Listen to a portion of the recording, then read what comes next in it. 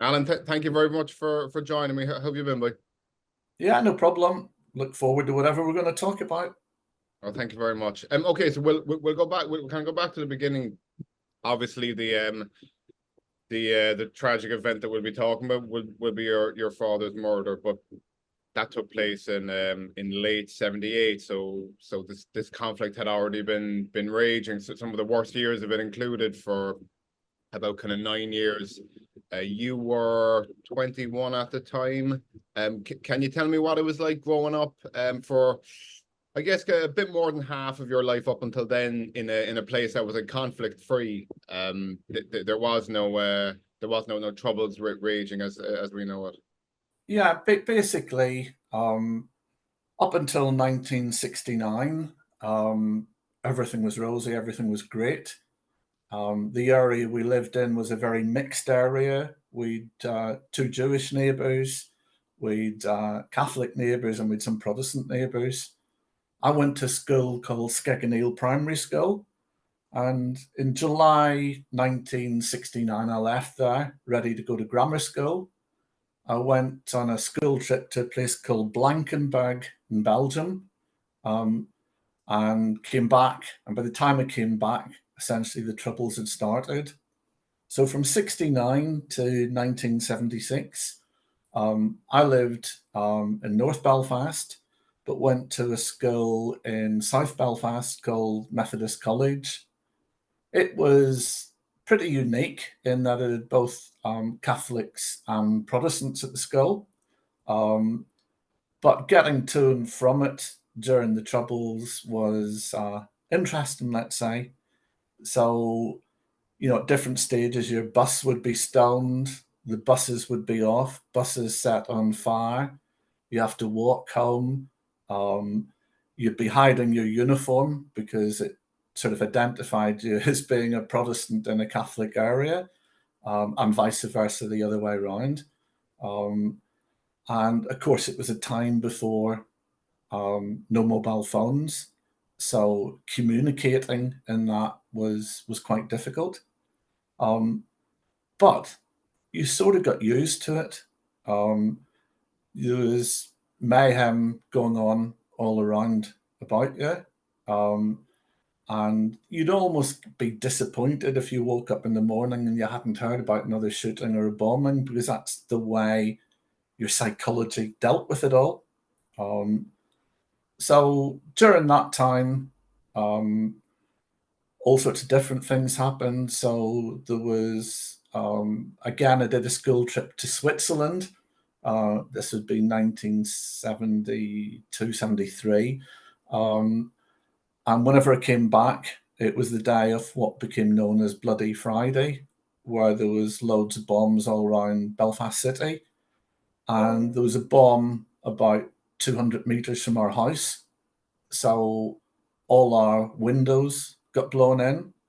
Um, Been in restaurants where there's bomb scares. At school, there was bomb scares even to the point of exams being interrupted. And all that time, you were living in fear, and probably more from me than normal people, as I might say, because of my father's job. So clearly, um, we knew it was potentially high risk.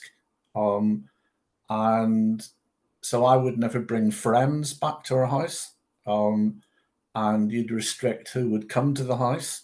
Um, you'd always be watching out for people's movements. You'd be checking underneath the car every day for a bomb, and so on and so on. But amongst all of that, there was a lot of normal life going on, going to watch football. I was a big Cliftonville supporter, which is broadly a Catholic team, but I'm a Protestant, supported them. Um, Into my rugby, played a lot of rugby. So there's a lot of normality going on along the madness. And that sort of broadly describes what happened in those early 1970s. Okay, so obviously Lankesh was only open in 1971 because they had this big load of paramilitaries that you kind of can't just You can't just kind of contain them like you would ordinary criminals because they all belong to this one group and they can plan things and organize and so on. So before Long Kesh, do you know where your father was working? Yeah, so my father's career was essentially he was born in England in Fleetwood. His father was actually an Irish fisherman who basically disappeared from the scene. Um, and he met my mother in Blackpool. Eventually, they came over, lived in Belfast. He started off working as a welder in Harland and Wolff, and then set up his own business in a place called Dundela in Belfast. Um, he then joined the prison service whenever I was maybe 2 or 3, and that was seen as being a good, secure job. He became essentially the secretary of the Prison Officers Association. So he was involved in a lot of campaigns. He then sort of got promoted. He worked at Crumlin Road Jail. He then got promoted to being a PO at Crumlin Road Jail. He then moved to, there was a ship called the HMS Maidstone, where there's a big escape. And to this day, we've still got some of the handkerchiefs that the inmates put together to celebrate their escape. He then went to be head of the prison officers training in Malile, and then laterally in 1976, 77, would have moved to the Maze stroke Long Cash, and took up residency there as basically the #2 governor.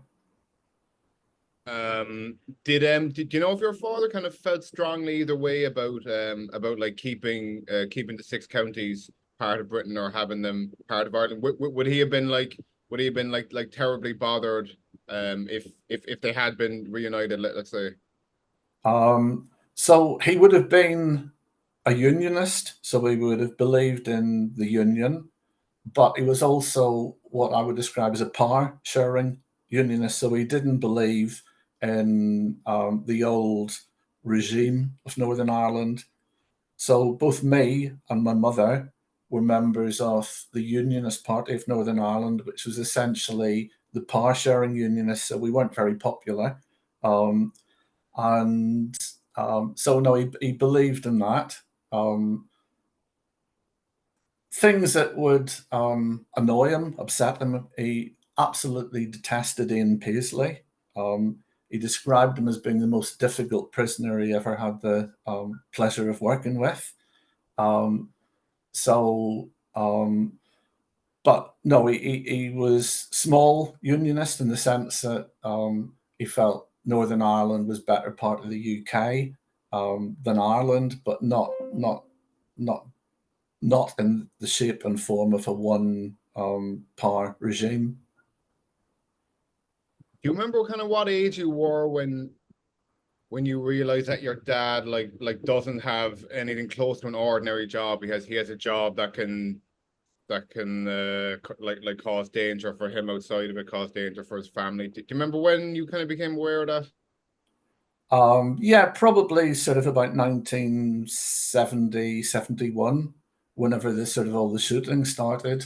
And, at school, I wouldn't have said that my father was in the prison service. I would have said he worked in the civil service. Um, so, sort of psychologically, you knew that there was a danger, but your mindset sort of dealt with it all, almost to persuade yourself that there wasn't a danger. Oh yeah, I was reading a bit in Eamon Collins' book Killing Rage, and there's a part where he starts talking to this fella. I think he was like a television repairman. It was some kind of job where you go into people's houses, and the fella said, "Oh yeah, I saw an RUC uniform hanging up in this house." And would that kind of thing have been a concern for you? Like if you'd had like an electrician in or a plumber in, would you have to would you No, hide any hints? no. So uh, what would have happened?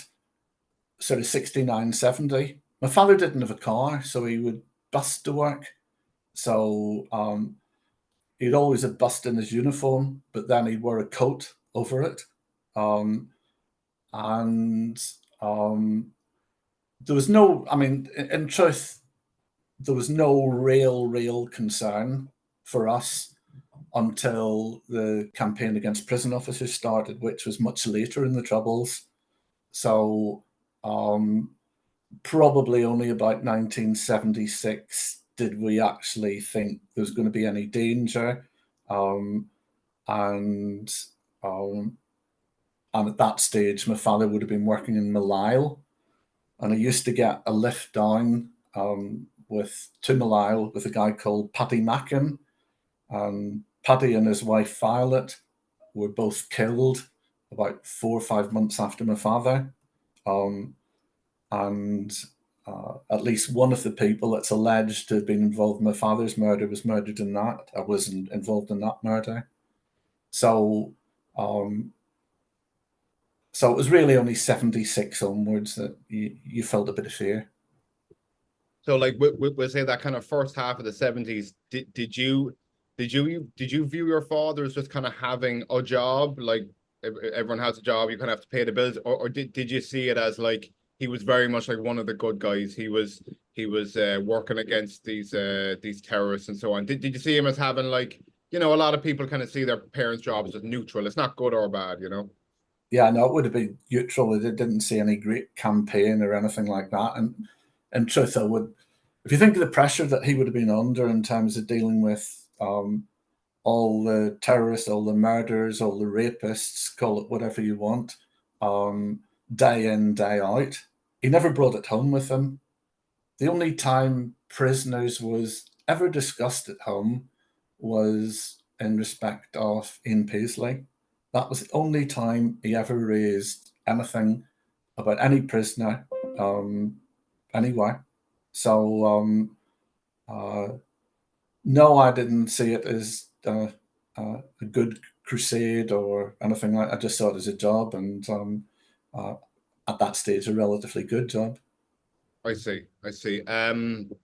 Okay, so like at the time when the blanket protest and later the dirty protest and then the hunger strike started, would you have been aware that, like, there have been like a thing called the blanket protest or the no wash that would that have been would that information have been like in the public domain for someone who wasn't working there?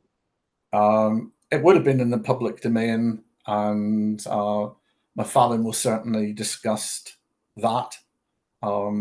That what he used to do in his patrols is he'd whistle whenever he was just walking through. And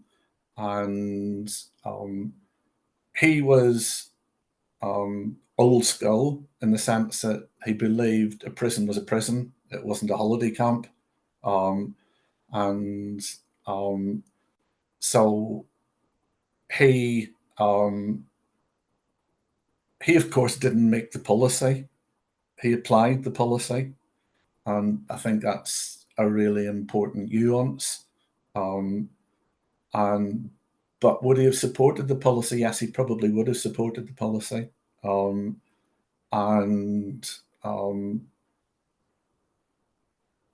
he what's the word? He was a traditionalist in terms of running a prison. Meaning he probably didn't see it as like a place of rehab like some would. It's more Yes, keep yes, away. that would be fair to say. And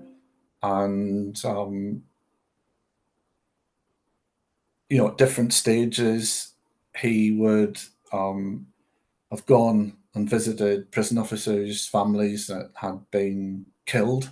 And so there's all that building up inside you as well. And I think it's easy to make very blind judgments. It's very easy to generalize, and on every incident, there's reasons behind those incidents. both positive and negative. And you live and learn by all of that. Okay, so like, have you since read about like the nitty gritty kind of details of the blanket protest and the no wash and Yes. the hunger strikes and and the actions that the guards were taking against them? I mean, for anyone who hasn't, whether you think one side is wrong or right or whatever, Jesus, it was it literally sounded like hell on earth inside there. There was, I mean, throwing feces at each other, and then the no washing and the beating. I'm not justifying any murders, but the guards certainly did. I think objectively speaking, they did partake in torture. Yeah, have you read like into like the details of what went on there? Yeah, I've read people's different stories of it, from the people that were on the dirty protest to the people that were policing it to the people that were politicking it.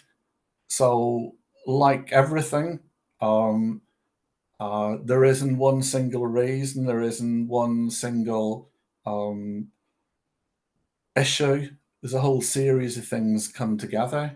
And remember, the people that had to police that, i.e., the prison officers, were following a policy. They weren't creating the policy. Now, does that mean every prison officer totally behaved himself? Of course it doesn't. Does it mean every policeman totally behaved himself? Of course it doesn't. There's good and bad apples in every solitary organization. I assume. Sorry, your father's murder wasn't the first of the campaign of murder against prison officers, no? No, it's about I can't remember exact, maybe 10th or 11th. But I can tell you that in our living room on November the 27th, which is the day after the murder, there was 4 people in that room that subsequently all got murdered themselves within the next 2 years. I read that in Dan's book. That was a chilling fact to Yeah. think the fellas who walked through the door to grieve their friend and their colleague would meet the same fate, you know. But I don't know, maybe a tough question, but like, did you think, not obviously not justified, but did you think it was understandable for the IRA to start targeting officers outside of the actual prison? For me, clearly not. What is a justifiable target? So I would condemn anyone that comes and kills anyone. So, as an example, a case that's well known is the Pat Finucane murder, which happened very, very close to where I live. Much the same consequence. People gone in, shot him in front of his family. So I, at the time, would have condemned that 100%, just as I would condemn my own father's murder. But, and this is a big but, I don't actually blame the people that pulled the gun or shot because I think they're just cannon fodder. It's much up higher up the tree where, if there is any blame, that's where it lies. But blame's a mug's game. If you are continually looking for someone to blame, what you're actually doing is slowly but surely disintegrating yourself, because you'll get down to their level. So revenge was never ever something that I would have contemplated. And I just think, and I still think to this day, shooting anybody for doing their job is just utter madness. Related to what you said there towards the end, did you or could you maybe even years later view the people who actually pulled the trigger to be kind of like your father, in the sense that they don't decide the policy, they just enforce it? What was there any degree of Yeah, that? yeah, that's exactly it. I mean, a lot of people got involved in the Troubles for a whole series of different reasons. And, Dan Lawton's book on Kevin Artt, was quite an interesting one in terms of how Kevin got involved, why he got involved. And, those guys are just cannon fodder. They just get in above their head. They've got to do things that maybe they don't really want to do. And I feel sorry for them. I don't feel anything else. I don't feel bitter. I don't want recriminations. I don't even want people going to prison. But that's a personal view, and that's the other important thing to get across. Everybody has a different view, and I would only ever be talking about myself, not other people that have gone through similar experiences. Of course, no, of course. What was I going to say? Oh yeah, this mentality that you have now, where you're not interested in revenge or anyone kind of going down for it, was this something that took years to get to in a place? No. If someone had come to me the day after the murder and said, "Here's a gun, this is who did it, you can shoot them and there's no consequence," I'd have said no. 100% would never have crossed my mind. It's just self-defeating. One killing leads to another killing that leads to another killing. Badness is badness. Wrongdoing is wrongdoing. And somehow, some way, you've got to break the cycle, don't you? Otherwise, it's just self-perpetuating. Wow, even the day after, you would have been in that place in your head. Wow. Actually, I suppose the only other guest that I've spoken to kind of in a similar circumstance was Joe Berry, who of course her father, Anthony Berry, was killed in the 1984 Brighton bomb that was intended to kill Margaret Thatcher. And she actually said something very similar. Like even the next day, she was kind of at a similar place in her mind regarding it that you were. Actually, on that note, I only ask because Joe Berry did it, but Joe Berry famously went and met Patrick McGee, and then has done like subsequent kind of speaking tours and so on. And he was the one who planted the bomb. And if that opportunity did arise, if you like knew like for a fact who it was, and it turns out they maybe wanted to speak to you, or just kind of. I'd love to. Yeah, I'd love to. I mean, we did Teams. Dan Lawton set up a team session for me and Kevin Artt. So I talked to Kevin Artt over Teams, and that plus Dan's book sort of 90% convinced me that he wasn't the person that pulled the trigger. And I was hoping to meet him whenever I was over in the States last November, but he's refused. I think, well, not I think, I know I'm very disappointed in that, in the sense that I've helped him clear his name. And I think the least that he could have done was meet up. So that disappointed me. But he will have his own reasons, but he hasn't explained any of those to me. I see. Okay, so throughout the 70s, kind of maybe coming up to the later 70s, were you ever tempted in any way to get involved in like the conflict in some way, be it join a loyalist paramilitary or join some security forces? What was there anything in you that wanted to get involved and kind of clash? No, absolutely not. Again, I've just been totally opposed to all of that, and I most certainly wouldn't have wanted to get myself involved in being in the army or the police or the prison service, because it was a job for going nowhere, because you can only do wrong, you can't do right. So no, absolutely not. Did your father ever express any interest to you either way about joining the prison service? Would it be something he'd recommend or dissuade you from? He would have dissuaded me. I mean, I remember having one conversation maybe early 1978 with him, and asked him the question was, if you could start again knowing what's the case now, would you still join the prison service? And he answered, of course, no, he wouldn't. So he didn't join the prison service to become a target. He joined the prison service to provide for me and my mother.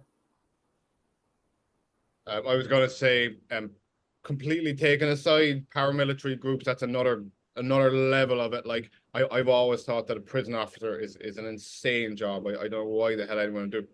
Literally, prisons are the place where, we'll say, like the top 1% of the most violent, volatile, not fit for society men go, and then your job your job every working day is to be in there, to be outnumbered by them.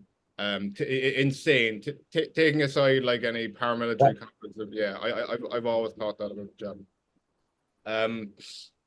I don't know. If you're okay with kind of going back to the night in question. Yeah. What do you recall? What are your memories from that night, if you don't mind?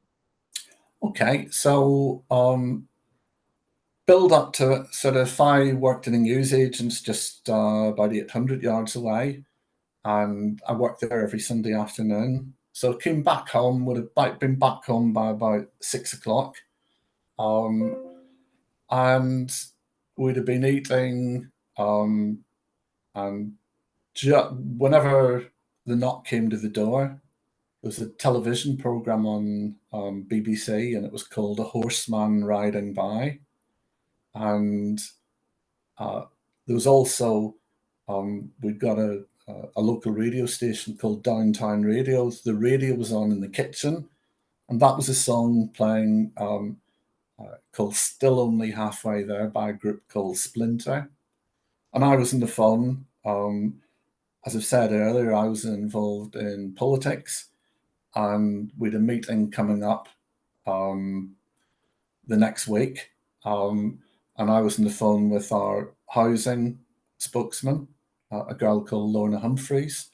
Knock came to the door, and what would normally have happened is I'd have gone upstairs and had a look from the upstairs window to see if anything was there. I was on the phone, so that didn't happen. My mother went straight to the door. I didn't hear anything. The next day, see the door being forced open. I see one guy come in. I didn't get a massive view of him. And then the second one came in, and I got a good view of him. But this would have all happened in seconds. So survival instinct comes into play, and I dived for cover. So the phone, I didn't hang up on the phone. The girl on the end of the phone heard it all. I went back to the phone, said, phone the police, which she did. I then went up to my mother, who was obviously distraught. And she was trapped between the two doors because my father had blocked the second door. So I had to pull my father away to get her free and in. I guess it seemed like 20 minutes, but it was probably only 5 minutes till people started arriving on the scene. And so then what happens, and this would have been maybe an hour after the actual shooting, the police come and they show you a lot of mugshots of people. I didn't recognize anybody that was shown to me, neither did my mother. They then talk through and get basic descriptions of you. They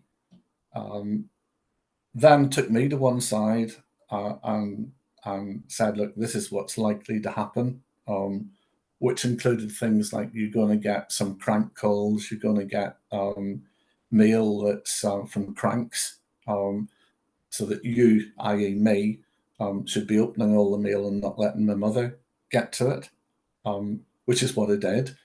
But there wasn't any crank mails as such. Then midnight comes and it's time to go to bed. So think about that. 3.5 hours early, your father's killed and you're now going to bed. So you get some form of sedative.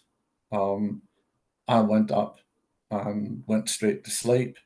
Wake up the next morning, was it a bad dream? Was it reality? And then the next 3 days is just a hive of activity. More police visits, visits from friends, politicians, clergy, both Catholic and Protestant, and but then if I take you back to the Sunday before the event, so that Sunday, sitting in our front room, I had four young Conservatives who was the chairman of the Young Conservatives, been over visiting Northern Ireland and Republic of Ireland and met Fianna Fáil, Fine Gael, and they were meeting us. One of them was staying in the house, and the other three were staying at colleagues' houses. So if that had happened a week before, those people would have been there exactly 1 week before. What else is there to tell you? Loads and loads and loads of letters came in, every one of which I've kept to today. There's something like 500 plus letters came in from all sorts of people you wouldn't expect as well. So there was Bishop Edward Daly, who was famous for the Bloody Sunday thing. He wrote, condemning it, making reference to the people that will have done it. And gestures like that were very, very important. So those were the sort of gestures that kept me going. And then, of course, you have 3-4 days of blaze of activity, cameras there, come to the day of the funeral. And we so to explain, my father and mother's church was St James, which was in the corner of Cliftonville Road and Antrim Road, which is on the basically Republican area. So there'd been we were told to be very careful coming out of the church, and there was a car there that shouldn't have been there. So at one stage, they were going to delay the service because they thought it might be a bomb. That didn't happen. And then we had the funeral, went to the cemetery, had all the people round, and then the next couple of days was a wind down, and then you were back to normality with a bang. So I had a big decision to make, and it was made very consciously. So I decided I was going to get back to normal life immediately. I'd seen from other people's experiences not doing that had big consequences. So that was something I very, very positively decided to do. So hopefully that gives you a bit of a story in terms of what happened. Sure. No, thank you very much for sharing it. So in terms of the investigation and then subsequent trial, the trial was when in 81? I think it might have been 82. It was the Christopher Black scenario. The Supergrass. You mentioned that you didn't during the trial you didn't get called as a witness despite being there and seeing some of it at least. Correct. So I always found that very strange. And I did query at the time, and the answer was given that, as a young man, we didn't want to put you through it. But as I say, no, I wasn't called as a witness. Given that the trial was like years later, Did it like dredge up old feelings or old emotions given you were sitting in a courtroom watching someone get tried for such a traumatic event that you witnessed? Yeah, well, I wasn't at the court case, so it wouldn't have impacted me. And in things like that, the whole thing reemerges from time to time, and you just learn almost to have a zip on your brain that you open it whenever you want to open it and close it whenever you want to close it. And that's how you stay sane. That's how you survive. That's how you prosper. Did if you don't mind, if you mind me asking, did you ever like struggle along that process of trying to contain it and keep it in a box for when you could? Was there times when that didn't work for you? No, no, no. I've had it under control from day one. To the point to the point that sort of cost me in the sense that I was told whenever events like this happen, you get some form of compensation. And I was told by people in the know, go and play hard done by, go and play. I went and played just absolutely normal, and I got 500 quid's compensation, an absolute joke. Um, so if I was doing that again, I'd probably have played the system because being um, truthful all the time doesn't necessarily pay. Okay, so up until I guess recent years, like you mentioned, were you like just fully of the opinion that Kevin Barry Artt, the man who got convicted for it, did it?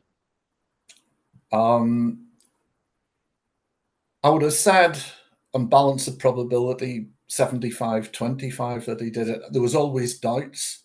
Um, and the story that he came up with seems so bizarre, um, so unlucky that actually added to my thinking he probably did it.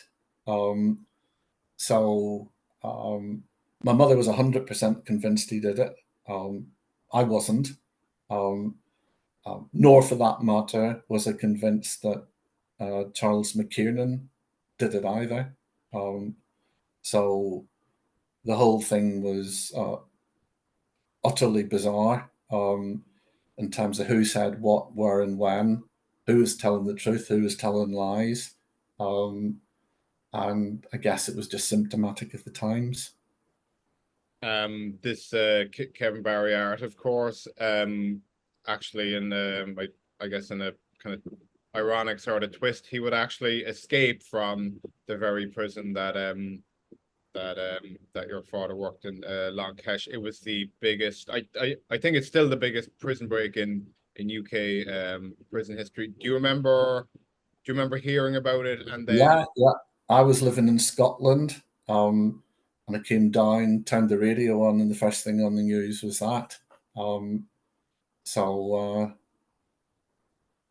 yes, it came as a bit of a shock, bit of a surprise, and then thinking back, it was an even bigger surprise that Kevin Artt was involved.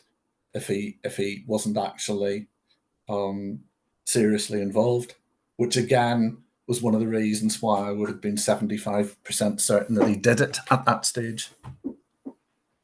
did sorry, so how long after hearing about the actual escape did you find out that that Kevin Barry Artt was one of the escapees? Because they did destroy the documents of those who escaped to make it more difficult and stuff. No, I knew the next day.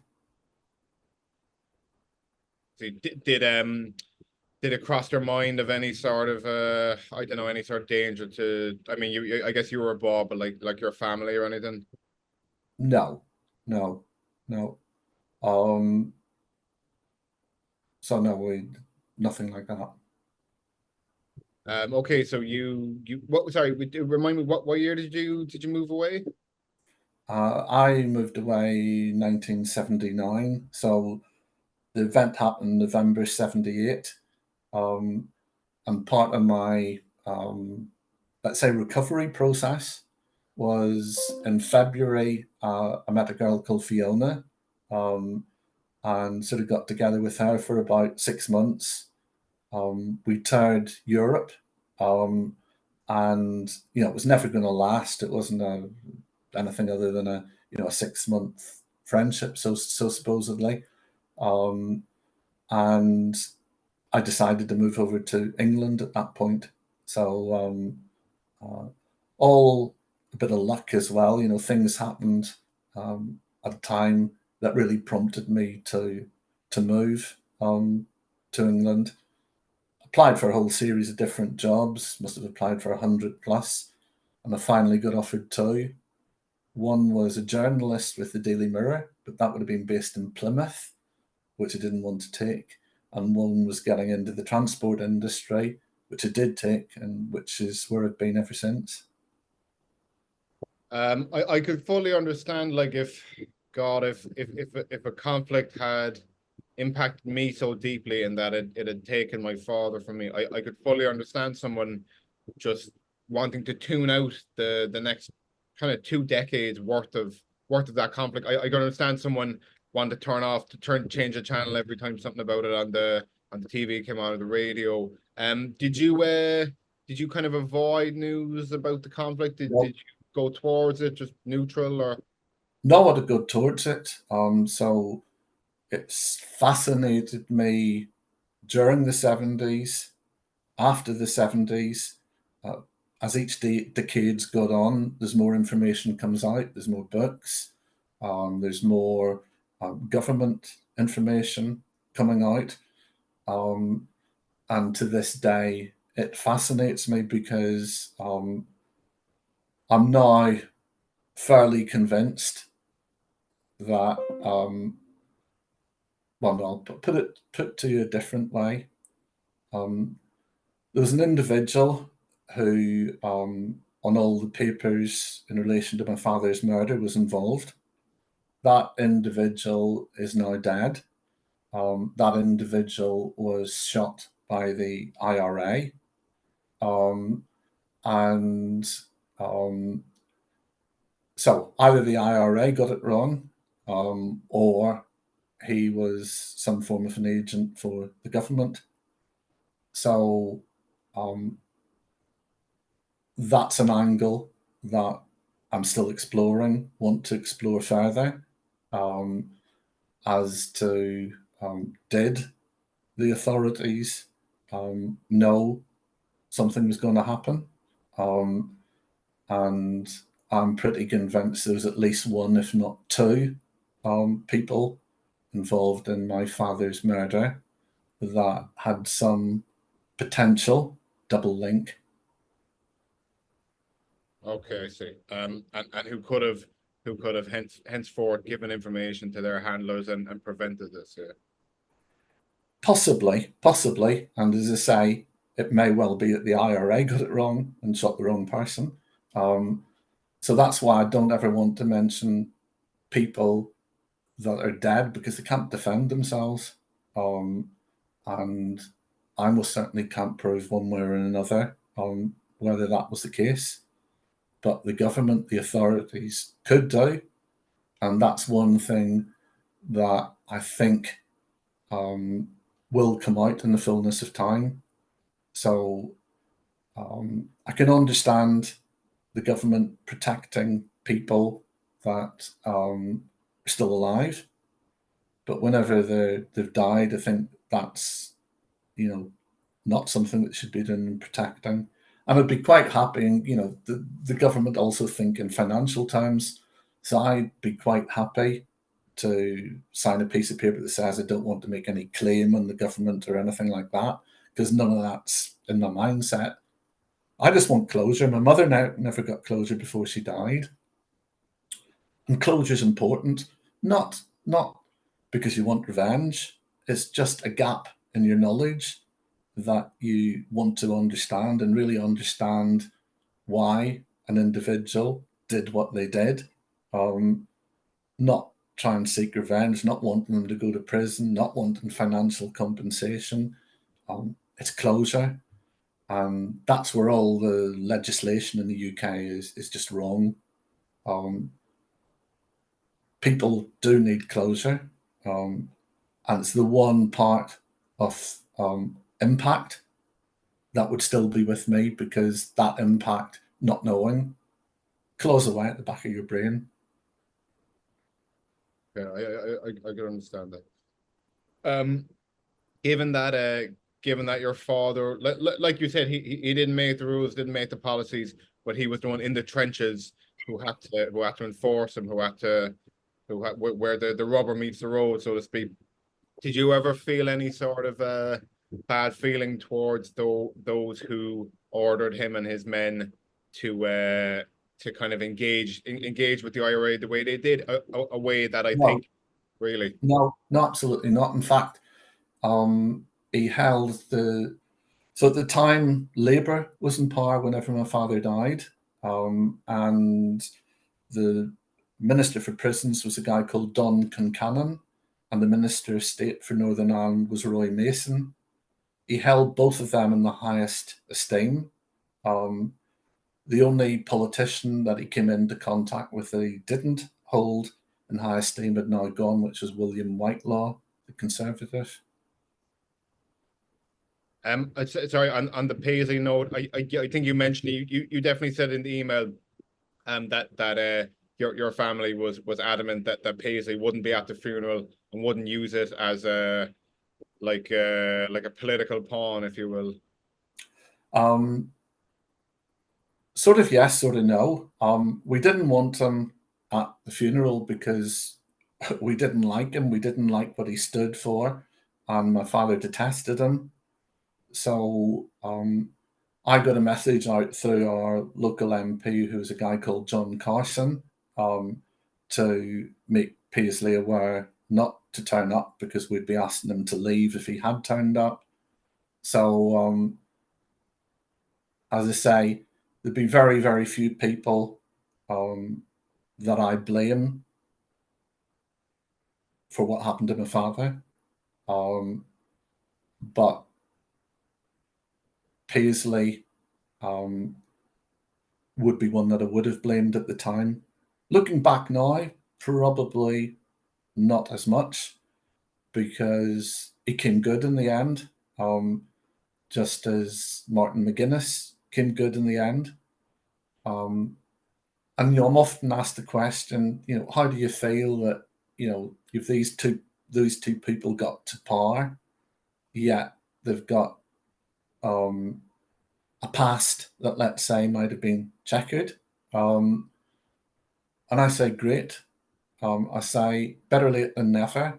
And I would support all the people who turned away from violence and got to power sharing.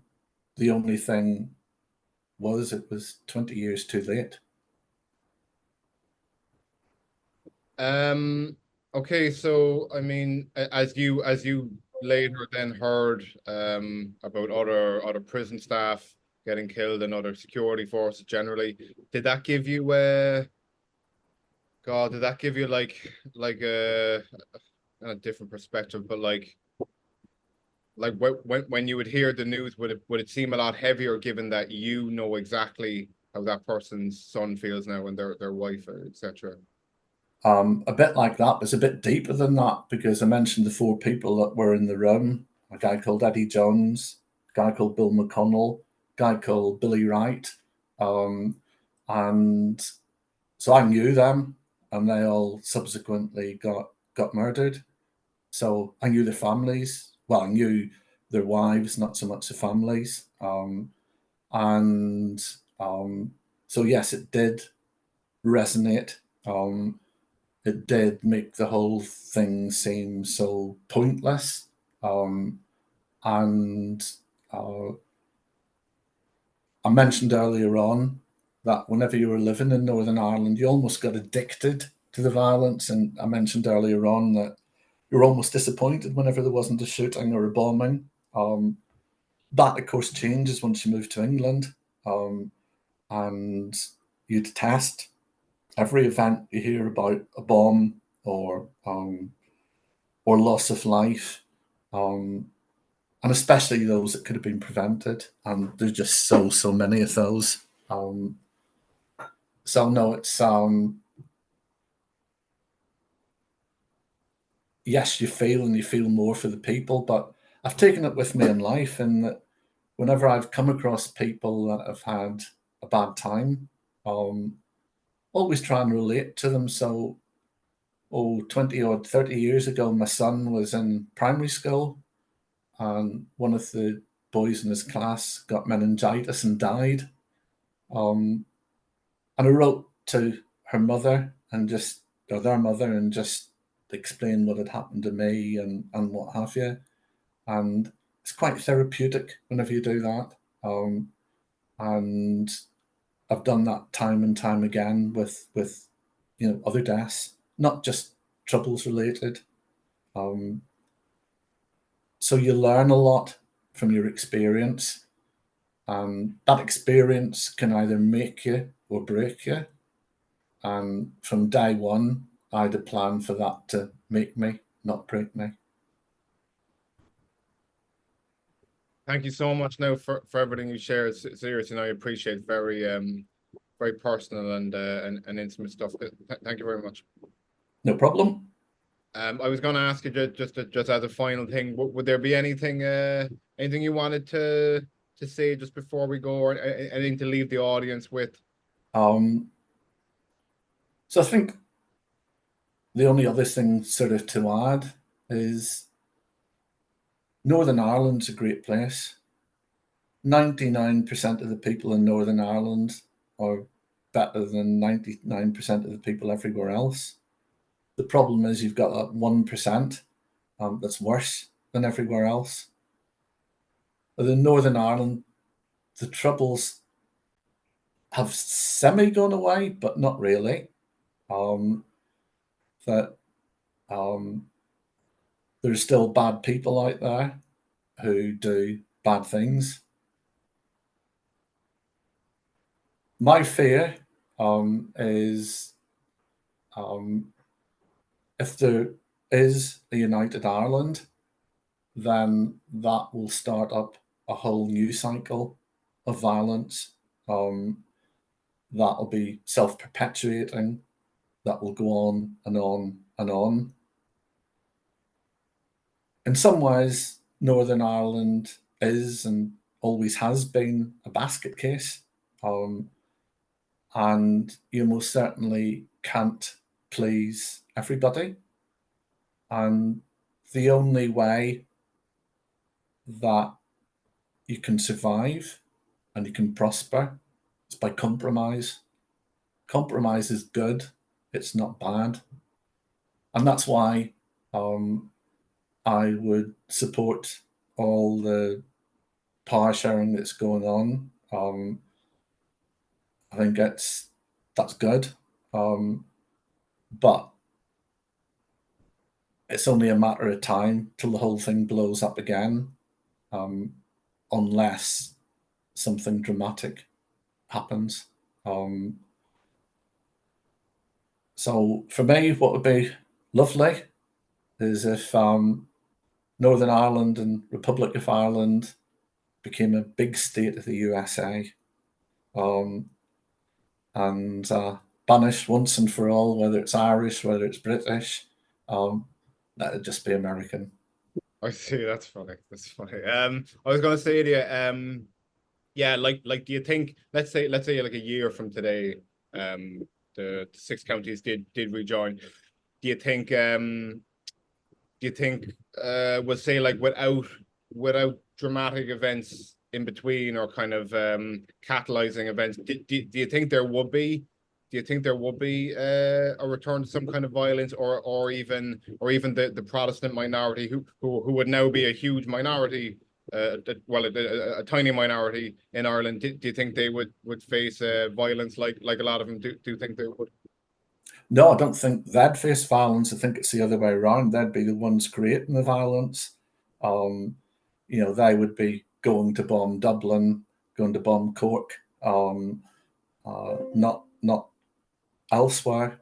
I mean, hopefully, of course, that won't happen. But the reality is you can't change history. History is what it is. The only thing you can change is the future. and people need to think and be very careful what they say and what they wish for. You know, if you go back 30 years, Republic of Ireland joining Northern Ireland were better off than the Republic of Ireland in terms of economy and economics. It's not the case anymore.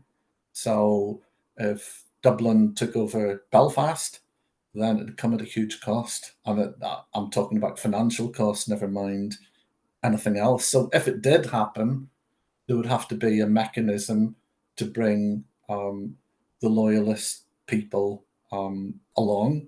You can't just ignore them, just as back in the 1969s, you couldn't and shouldn't have just annoyed the Catholic minority, because that's how trouble starts.